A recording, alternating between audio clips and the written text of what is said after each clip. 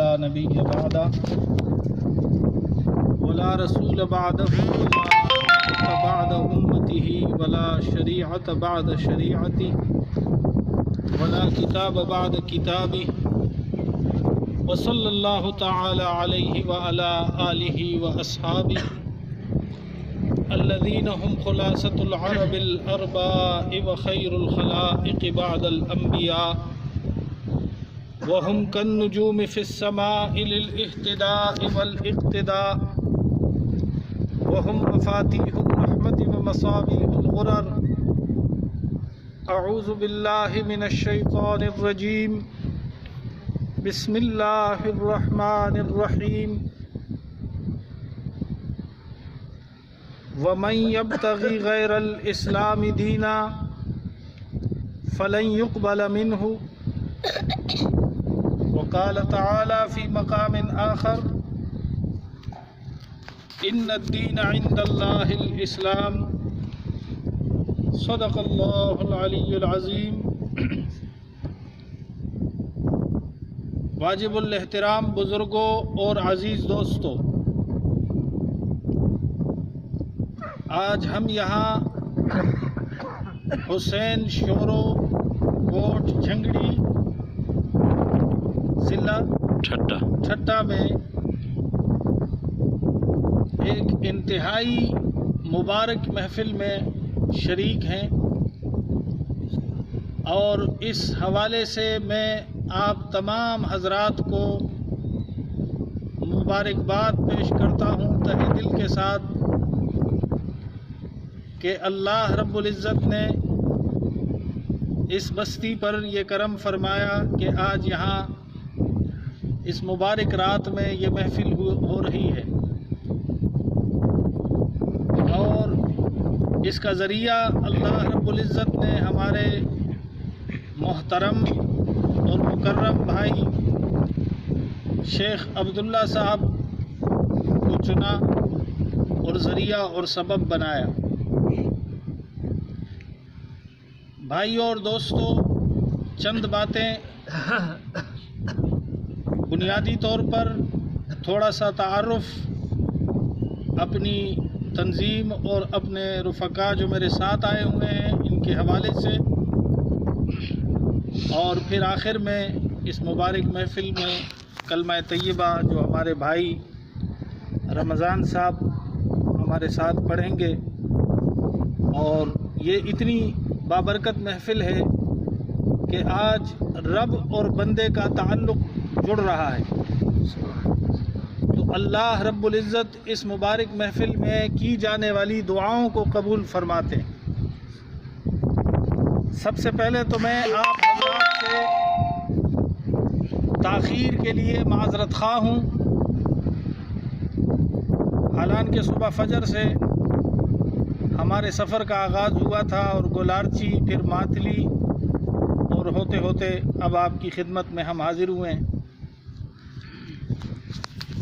تو چونکہ سڑکوں کا بھی حال ایسا ہی ہے، لہٰذا اس بنیاد پر کچھ ہمیں تاخیر ہوئی۔ کچھ ہمارے جو دوست احباب، ابھی بھی ایک گاڑی ہم چھوڑ آئے ہیں جو ہائی وے پر آ رہی ہے، ان کو ہم نے صرف ٹیلی فون پر رہنمائی دے دی ہے کہ آپ کا نصیب ہے، اگر آپ پہنچ سکیں تو دعا میں شریک ہو جائیں گے، کیونکہ آپ کا بھی انتظار بہت زیادہ ہو چکا تھا۔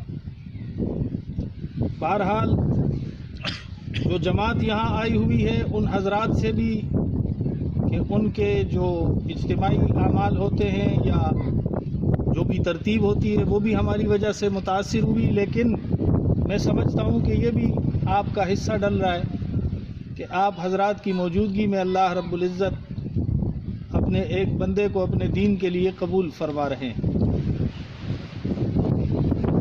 پیش نظر آیات مبارکہ کی تلاوت اور سماعت کی ابھی ہم نے سعادت حاصل کی ہے۔ ان دونوں آیات میں اللہ رب العزت اپنے دین کی اہمیت کو بیان فرماتے ہیں اپنے بندوں کے سامنے۔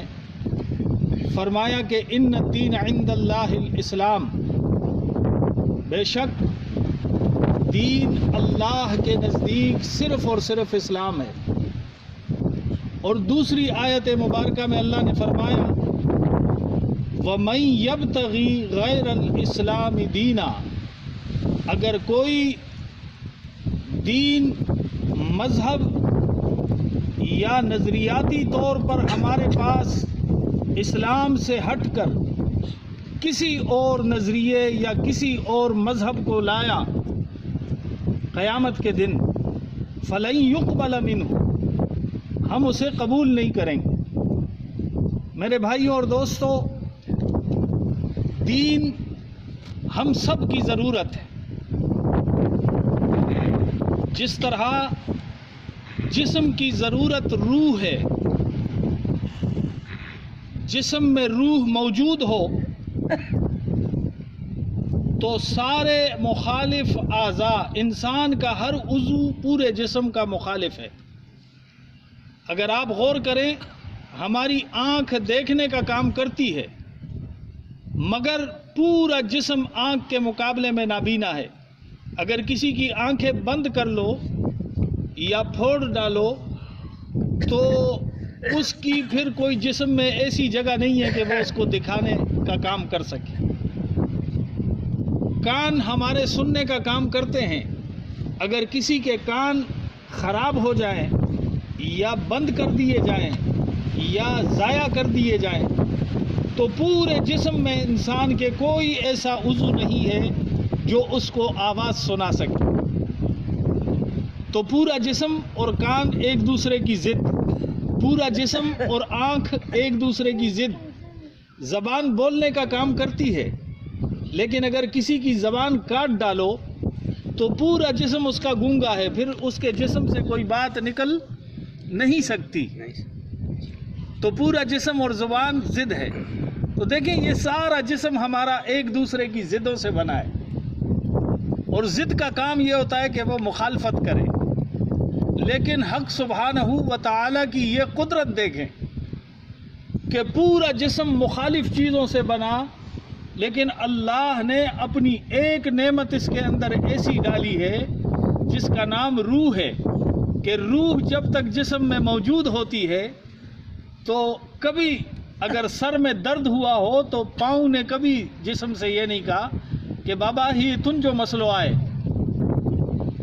تم جاؤ ڈاکٹر کے پاس، یہ کبھی نہیں کہا، بلکہ پاؤں خود بخود ڈاکٹر کی دکان پہ چلتے کہ سر میں درد ہو رہا ہے لے کے چلو۔ پیٹ میں درد ہو تو آنکھ نے کبھی نہیں کہا کہ میرے سونے کا ٹائم ہے، آنکھ سے بلکہ آنسو نکلنا شروع ہو جاتے۔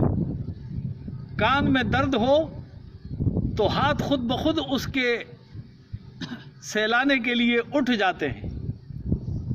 تو معلوم یہ ہوا کہ روح اللہ کی ایسی نعمت ہے جس نے پورے جسم کو جوڑ کے رکھا ہے۔ اب دیکھیں، جس انسان میں سے روح نکل جائے تو وہ ایسا لگتا ہے کہ اگر کوئی اس کے اوپر چھلانگ لگائے، کوئی اس کی زبان پکڑ کر کاٹ دے، کوئی اس کے سر پہ کلہاڑا مارے، مگر جسم پھر حرکت نہیں کرتا، پھر سارے اعضاء بیگانے ہو جاتے۔ معلوم یہ ہوا کہ روح ہمارے جسم کے اندر اللہ کی بھیجی ہوئی وہ نعمت ہے جو ہمارے ان ضدوں کو جوڑ کر ایک ساتھ چلاتی ہے۔ اسی طرح کائنات کے اندر اللہ کی دوسری سب سے بڑی نعمت اگر ہے تو وہ اسلام ہے۔ جیسے روح ایک نعمت ہے، ایسے اسلام دین کی حیثیت سے سب سے بڑی نعمت ہے۔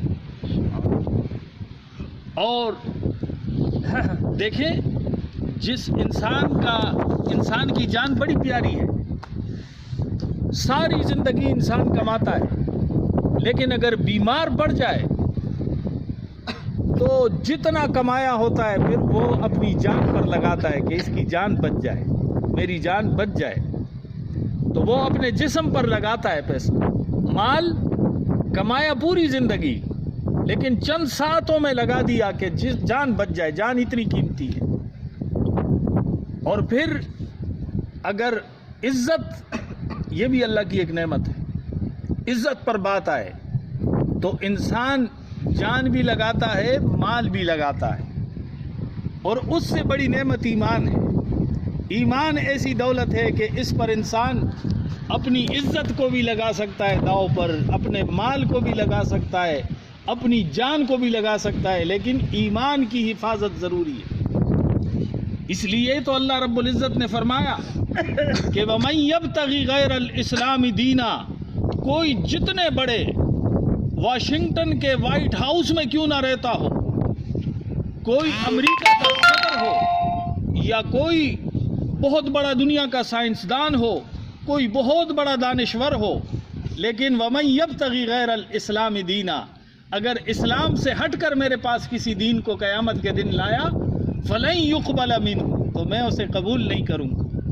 تو میرے بھائی اور دوستو، اللہ کی دی ہوئی یہ بہت بڑی نعمت ہے، ہمیں اس کا احساس کرتے رہنا چاہیے۔ اور دین پورے دنیا کے انسانوں کی ضرورت ہے۔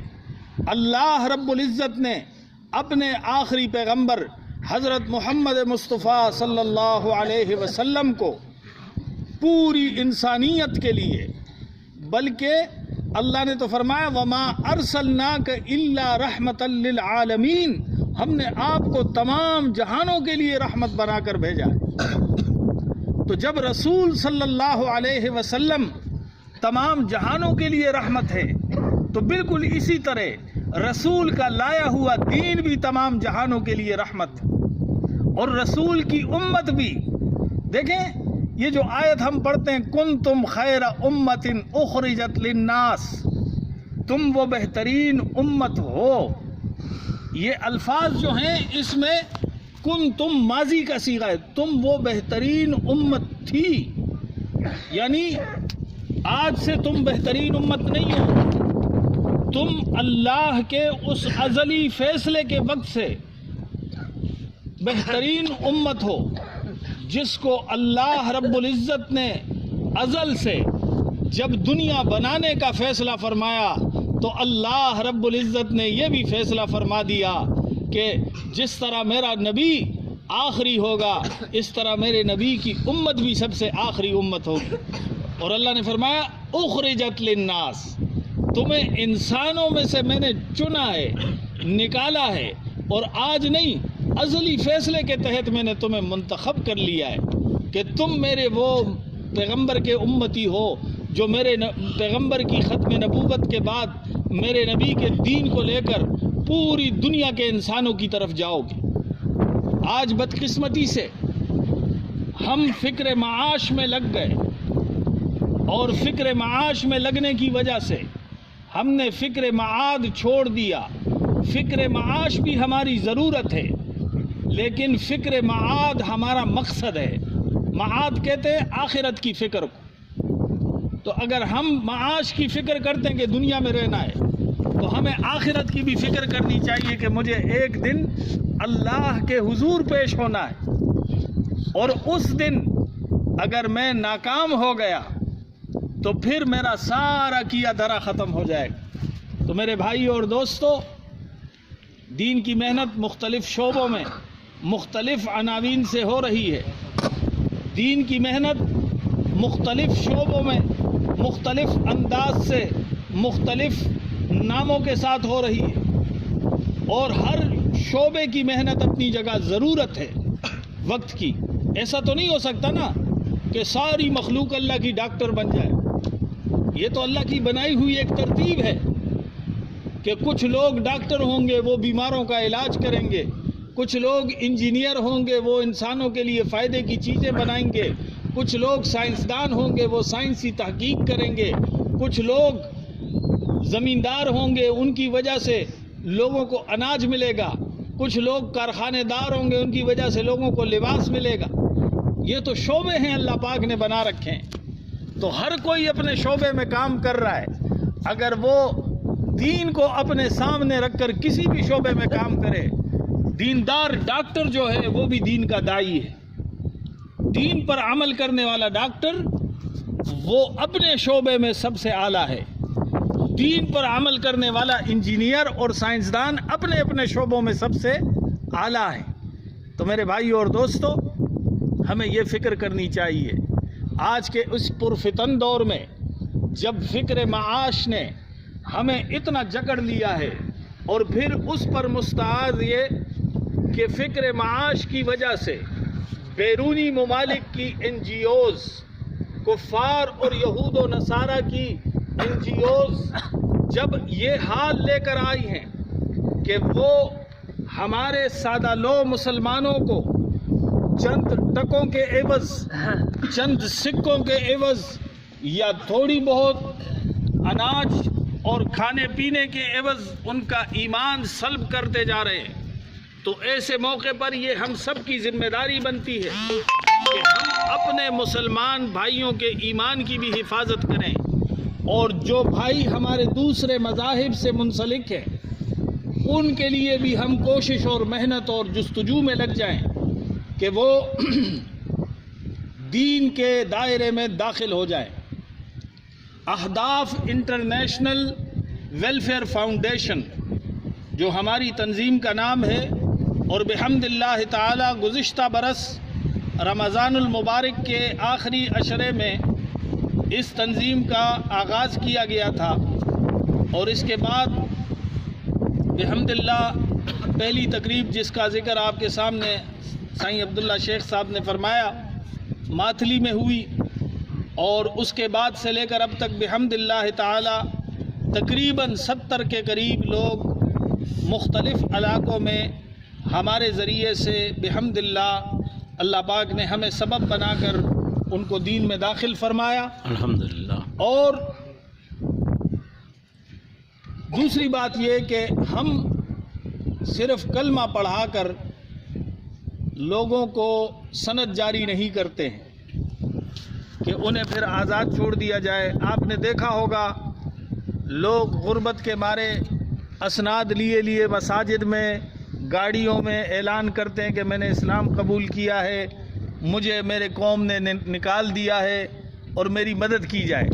ہم نے اس بنیاد پر کام شروع کیا کہ ہم جس کو کلمہ پڑھائیں اس کے ساتھ ہمارا اتنا میل جول ہو، اتنی ہم اس پر محنت کریں کہ اس کو دین کا موٹا موٹا علم بھی سکھایا جائے تاکہ وہ اپنی 24 گھنٹے کی زندگی صحیح معنوں میں گزار سکے، اور اگر اس کو کوئی ہنر نہیں آتا تو اسے کوئی ہنر، کوئی روزگار ایسا فراہم کیا جائے جس کے ذریعے سے وہ محنت کے ساتھ اپنے بال بچوں کا رزق اور روٹی کما سکے، اور معاشرے کے لیے وہ عضو معطل نہ ہو کہ وہ بھیک مانگتا پھرے، اور خدا نخواستہ اسلام جیسے عظیم مذہب کو، اسلام جیسے عظیم دین کو اس کی وجہ سے کوئی شرمندگی اٹھانی پڑے۔ اسی بنیاد پر ہمارے ساتھی الحمدللہ اپنی کوشش کے مطابق ہم جہاں کلمہ پڑھاتے ہیں اگر وہاں کوئی قاری، حافظ یا عالم موجود ہو تو ہم اس کو ان نو مسلمین کے لیے استاد مقرر کر دیتے ہیں، پھر ہم اپنا نصاب فراہم کرتے ہیں۔ وہ پہلے کلمہ طیبہ، کیونکہ یہ پہلی بار تو ان کو یاد نہیں ہوگا، اس طریقے سے بار بار دہرانے کے ساتھ، اور ان کو نماز کا اور نماز کے لیے پاکیزگی اور طہارت کا یہ تمام موٹی موٹی باتیں وہ سکھاتے ہیں۔ تو اللہ کا یہ بہت بڑا فضل ہے کہ اب انشاءاللہ وقتاً فوقتاً ہم حسین شورو بھی آیا کریں گے۔ اپنے بھائی جو آج تک رمضان بھیل تھا اب وہ محمد رمضان ہو کر محمد کا غلام ہونے جا رہا ہے، تو اس کی خبرگیری آپ سب کا بھی فرض ہے، حسین شورو گوٹ والوں کا، اور ہمارا بھی انشاءاللہ فرض ہے۔ ہم بھی اس کی خبرگیری کرتے رہیں گے، اور ہم اس دعا کے ساتھ کہ اللہ رب العزت اس فعل کو قبول فرمائے کہ یہ دین میں داخل ہو رہا ہے، اور اس کو سچا پکا مسلمان بنائے، اور اس کو ہر قسم کے فتنوں سے، شرور سے، بلکہ اس کی برکت سے اس پورے گوٹ اور اس پورے تعلقے کو اللہ پاک فتنوں اور فسادات سے محفوظ اور مامون فرمائے۔ میرے بھائی اور دوستو، دل بہت کچھ چاہتا ہے کہ آپ کے ساتھ بڑی باتیں ہوں، لیکن حیا اس وجہ سے آ رہی ہے کہ آپ حضرات نے پہلے ہمارا بہت انتظار کیا ہے، اس لیے میں زیادہ تفصیلات میں نہیں جا رہا ہوں، لیکن اہداف انٹرنیشنل بدین کے ڈسٹرکٹ میں اور آپ کے تھانہ بولا خان میں بھی الحمدللہ ہم نے کچھ جگہ پر بورنگ کا کام کیا اور جہاں پانی کی ضرورت تھی وہاں لوگوں تک پانی پہنچایا ہماری اپنی کمزور بساط کے مطابق۔ اور اسی طرح ڈسٹرکٹ بدین میں جو غرباء اپنے علاج معالجے کے معاملے میں بھی بیچارے ترستے رہتے ہیں اور تڑپتے رہتے ہیں بیماریوں کے ساتھ، لیکن ان کی داد رسی کے لیے کوئی نہیں پہنچتا، اور نتیجہ یہ نکلتا ہے کہ NGOز باطل نے ہسپتال بنا ڈالے ہیں۔ تھر میں مہدی فاؤنڈیشن کے نام سے قادیانیت کا پورا ایک ہسپتال کی لابی کام کر رہی، اور وہاں جانے والے مریض ان کے حسن اخلاق سے اتنا متاثر ہو جاتے ہیں کہ وہ کہتے ہیں یہ مسلمان تو خواہ ان بیچاروں کو کافر کہتے ہیں، کیونکہ یہ باطل کا اپنا اپنا حربہ ہوتا ہے۔ تو ہم نے یہ کوشش کی کہ ہم علاج معالجے کی سہولت بھی اپنے بھائیوں کو پہنچائیں، اور اس میں ہم نے اسلام اور ہندو اور مسلمان کی تفریق نہیں رکھی۔ ہمارے پاس اگر بدین سے کوئی ہندو بیمار بھی آتا ہے ہم خندہ پیشانی کے ساتھ اس کا علاج کرتے ہیں، اگر کوئی مسلمان بھی آتا ہے تو خندہ پیشانی کے ساتھ جتنا علاج ہم سے ممکن ہوتا ہے، ہمارے فنڈ میں جتنی گنجائش ہوتی ہے ہم ان کے ساتھ وہاں تک جاتے ہیں۔ اور آئندہ کے اہداف میں ہمارے یہ شامل ہے کہ ہم ان گوٹھوں میں دیہات میں مکاتب قائم کریں تاکہ دین کا علم گھر گھر پہنچے۔ دیکھیں باطل نے اتنی کوشش کی ہے کہ موبائل، ٹیلی فون اور ٹیلی ویژن چینل ہر جگہ پہنچا دیے تاکہ آپ کی نسلیں بگڑ جائیں، اور ہوا اور ہو رہا ہے۔ موبائل کام کی چیز ہے، ضرورت ہے، رابطوں کے لیے بہت اچھی چیز ہے، مگر اس میں اتنی خرافات ڈال دی گئی کہ اب وہ کام سے زیادہ وبال کی صورت اختیار کر گیا ہے۔ لوگ موبائل کی وجہ سے دین سے بھی جا رہے ہیں، دنیا سے بھی جا رہے ہیں، سارا دن لگے رہتے ہیں۔ وجوہات کیا ہیں؟ باطل محنت کر رہا ہے۔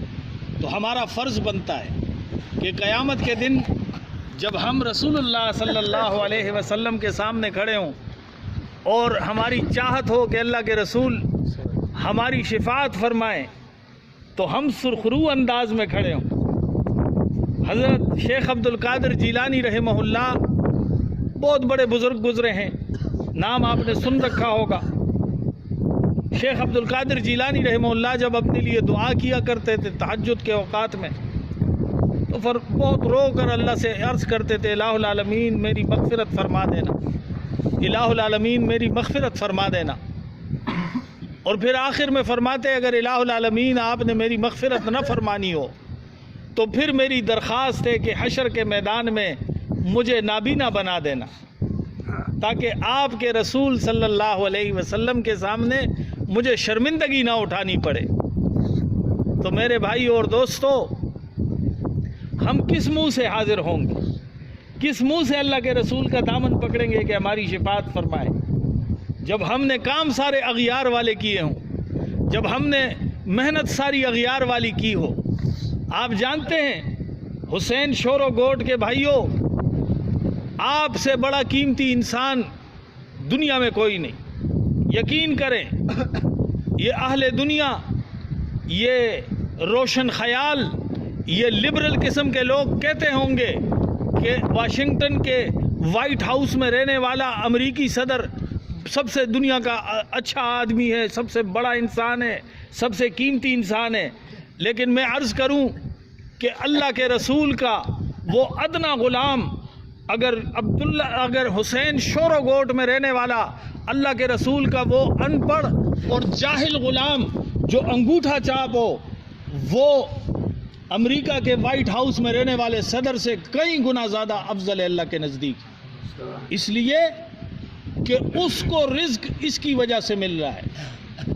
آپ کو اپنی اہمیت کا، آپ کو اپنے مقام کا اندازہ نہیں ہے۔ ہمارے ان غریب مسکین لاچار چہروں کی طرف نہ دیکھیں، ہماری وجہ سے قرہ ارض کے تمام کفار کو اللہ رزق دے رہے ہیں۔ مسلم شریف کی روایت ہے، اللہ کے رسول صلی اللہ علیہ وسلم نے فرمایا اس وقت تک روئے زمین پر اللہ رب العزت قیامت برپا نہیں فرمائیں گے. قیامت کا نفاذ اس وقت تک نہیں ہوگا جب تک حتی یقول فی وجہ الارض اللہ اللہ، ایک اللہ اللہ کہنے والا شخص جب تک کرۂ ارض پر زندہ ہوگا، زمین کے اوپر گھومتا ہوگا، اللہ پاک اس ایک اللہ اللہ کہنے والے کی وجہ سے قیامت برپا نہیں فرمائیں گے. تو آپ سب سے بڑے قیمتی ہیں، کیونکہ آپ اللہ اللہ کہنے والے ہیں، آپ کلمہ طیبہ پڑھنے والے ہیں. آپ کی قیمت اور ویلیو کا آپ کو اندازہ نہیں ہے. یہ ہمارا بھائی رمضان، میں سمجھتا ہوں ڈونلڈ ٹرمپ سے کئی کروڑ ہا درجے بہتر انسان ہے، اس لیے کہ یہ ابھی محمد کا غلام بن کر ڈونلڈ ٹرمپ اور اس کی ساری ذریت، شیطان اور اس کی ساری ذریت کے منہ پر تھوکنے والا ہے کہ میں تمہیں خیر آباد کہتا ہوں اور میں محمد کا غلام بننے جا رہا ہوں. میرے بھائی اور دوستو، صحابہ کرام رضوان اللہ علیہم اجمعین نے اللہ کے رسول صلی اللہ علیہ وسلم سے دین سیکھا تھا. افریقہ کے جنگلات میں فتوحات کرتے کرتے جب رسول اللہ صلی اللہ علیہ وسلم کے مبارک صحابہ افریقہ کے جنگل میں ایک جگہ داخل ہونے لگے تو افریقی بستی والوں نے ان کو روکا، کہنے لگے آگے مت جاؤ. انہوں نے پوچھا کیوں؟ کہنے لگے اس جنگل میں بڑے خونخوار درندے رہتے ہیں اور وہ جانور اس جنگل سے گزرنے والے کو کبھی زندہ نہیں چھوڑتے. اس جنگل میں آج تک جو بھی انسان داخل ہوا کبھی زندہ واپس نہیں آیا، نہ زندہ دوسری طرف جنگل سے نکلا ہے. صحابہ کرام نے فرمایا اچھا.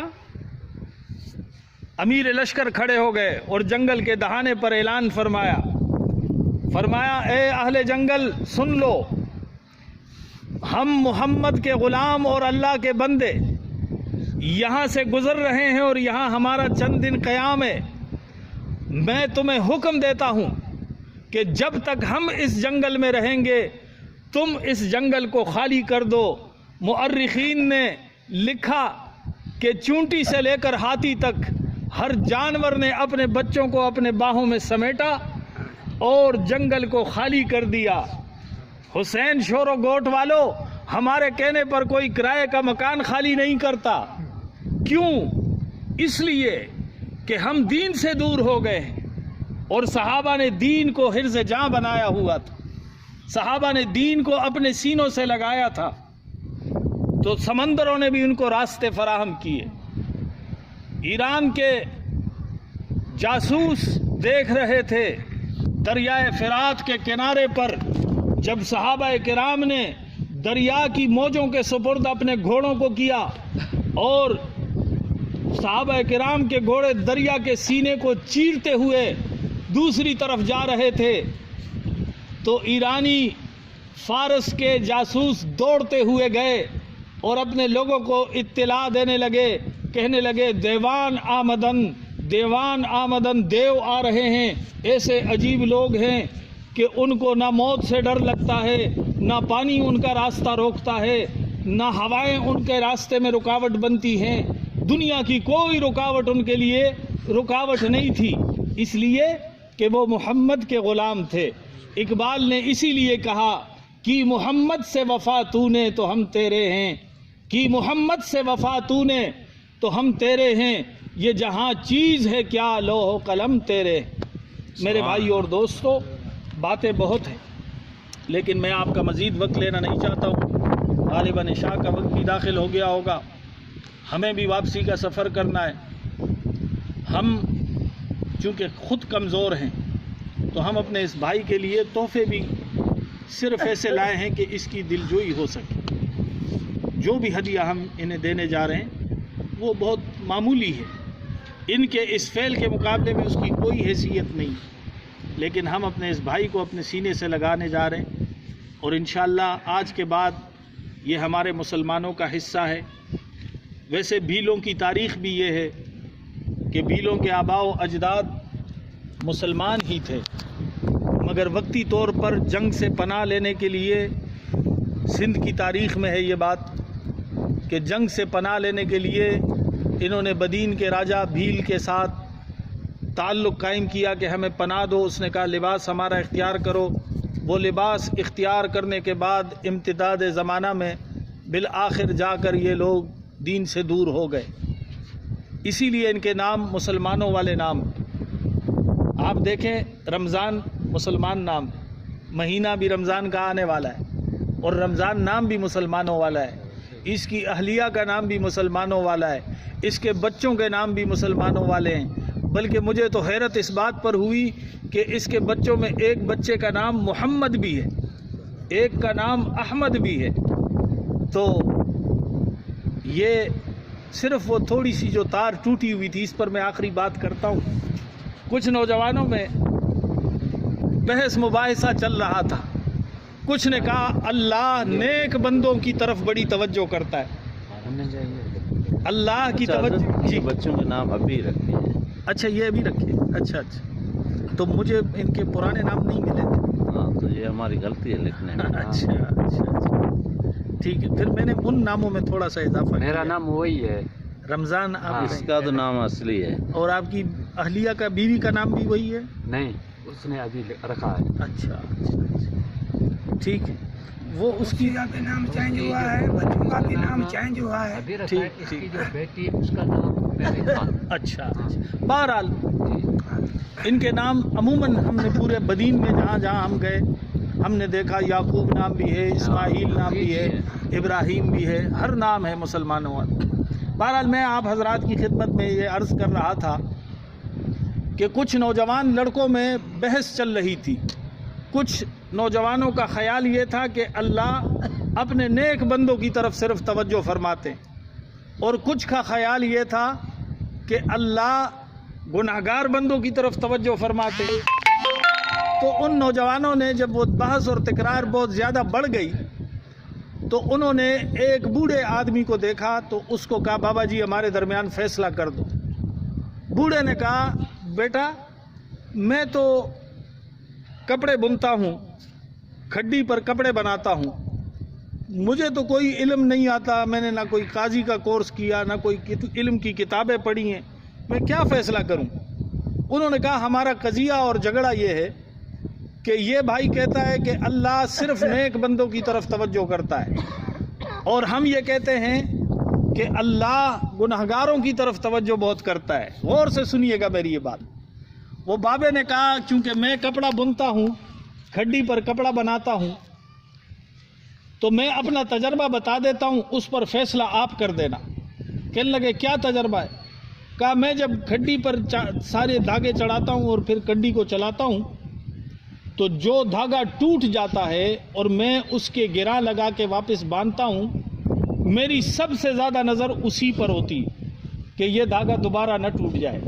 پکے دھاگوں کی طرف میں توجہ نہیں کرتا ہوں. تو میرا گمان اور خیال یہ ہے کہ جو پکے سچے لوگ ہیں اللہ ان کی طرف اتنی توجہ نہیں کرتا ہوگا، لیکن جس گناہگار کا دھاگا آج ٹوٹا کل جڑا، آج ٹوٹا کل جڑا، اللہ اسی پر زیادہ توجہ فرمائے گا.